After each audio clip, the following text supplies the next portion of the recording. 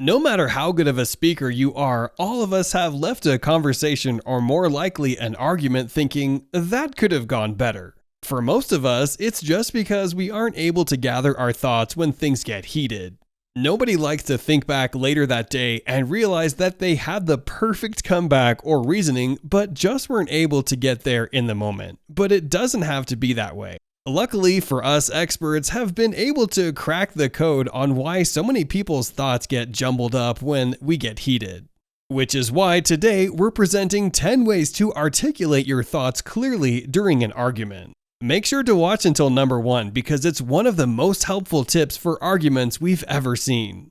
Number 10, lose the filter. Now, this doesn't necessarily mean that you should be flying off the handle during an argument, but it does mean that being honest and straightforward can directly correlate to a clearer thought process. Let us explain. You probably know some people that say like or a lot when talking, and while this may seem like useless filler, it actually is an indicator that the person speaking is not being direct with you. So if you're arguing and find yourself using these kinds of fluff words, it not only slows your thinking process down as you search for the perfect word, it also may come across as you being unsure or even less knowledgeable on what you're talking about. Try to lose the filter and argue honestly instead of trying to find the perfect sentence to stump the other person. All that's doing is more harm than good. Number 9, know your opponent. This may seem obvious, but if you know anything about the person you're arguing with, and most likely that's the case, then you should try and tailor it to that specific person. Even if you have all the facts in the world, if the other person says something that shocks you, it's going to throw your mind into a tailspin that might derail you. There's a huge difference between a person that is trying to argue with facts and logic and a person that wants to yell or become emotional. Being prepared for the type of person you're arguing with will allow you to relax and stay on task easier. It has also been found by most specialists that people prepared for an argument are much calmer and more collected than those that have them sprung onto them out of the blue. Number 8, let your words flow steadily. It's important to not get ahead of yourself in many things in life, but especially when you want to express yourself clearly. It's really common to find yourself stumbling over your words if you are rushing to get them out in a rapid-fire succession. Try to pace yourself and even enunciate more deliberately than you typically would so that you force your brain to slow down and take your argument one step at a time.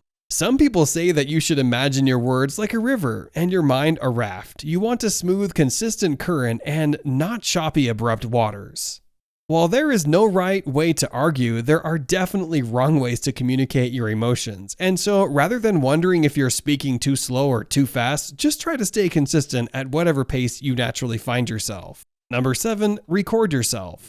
Now this one requires some planning, but studies have shown that when people record themselves speaking their mind, they can often be shocked at how they sound played back.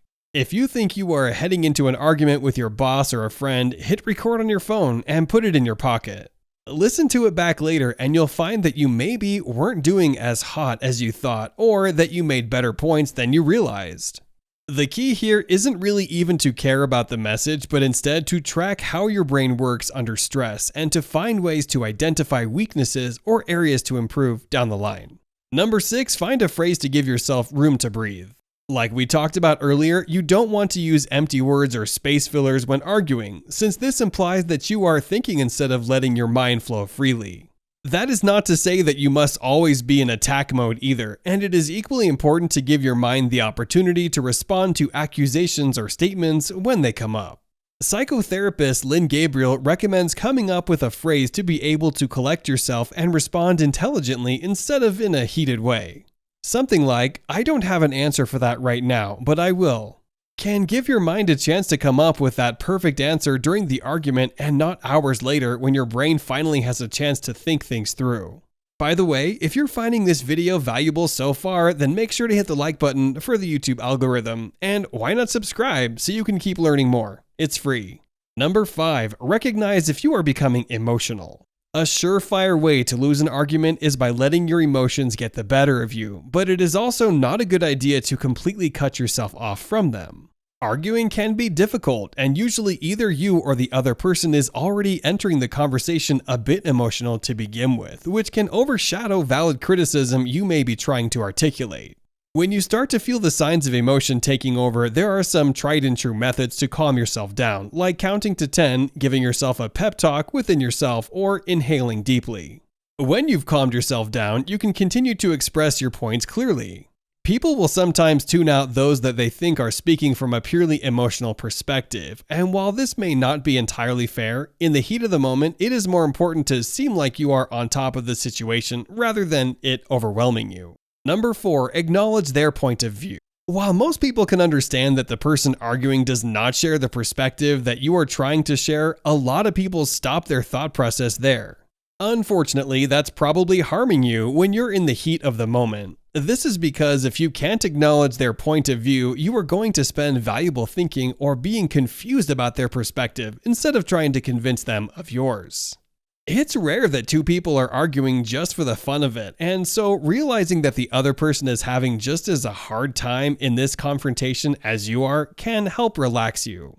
And realize that coming to a solution is more important than being right.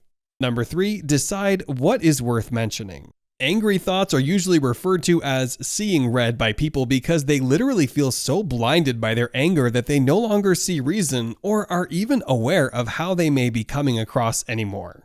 Seeing red is a sort of a point of no return for most people, since calming yourself down mid-argument is no easy task.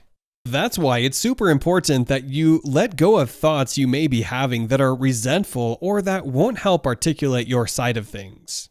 Try to comb through your brain to only bring up things that will help better your argument, and especially stay away from retaliating, bringing up the past, or dragging in separate arguments that don't apply, as that just makes it harder to stay on track.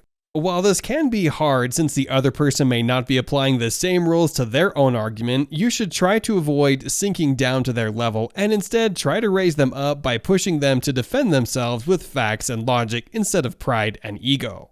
Number 2, don't let questions cloud your judgment. If you are arguing with a person and they bring up something that you don't fully understand or that you can't see how it's related, speak up and ask right away, as the moment to respond is short. But the space it takes up in your mind if you don't ask will just make it harder to respond. Most people are bad at arguing, and so it's a real possibility that the other person either misspoke or is coming from a place of hurt or emotion rather than logic. Asking them to clarify or even calling them out for not being logical will help you remain in control of yourself and not get dragged into a pointless screaming match. Number 1, use I statements. This one is a classic, but has helped countless people argue better and in turn get their point across. Instead of accusing people, which only make them defensive, try starting your sentences with I. For example, don't say, "You were mean to me," but rather, "I felt like you were being mean to me." This will force the other person to ask you why you felt that way or ignore it, but either way, you successfully articulated both your thoughts as well as your emotions. And that honesty is much easier for your mind to spit out than some overly confrontational statement that will just end up in more arguing. And if you liked this video, then check out these related videos to see more. And make sure to subscribe and leave a comment saying, "I subscribed," and we will personally reply to your comment.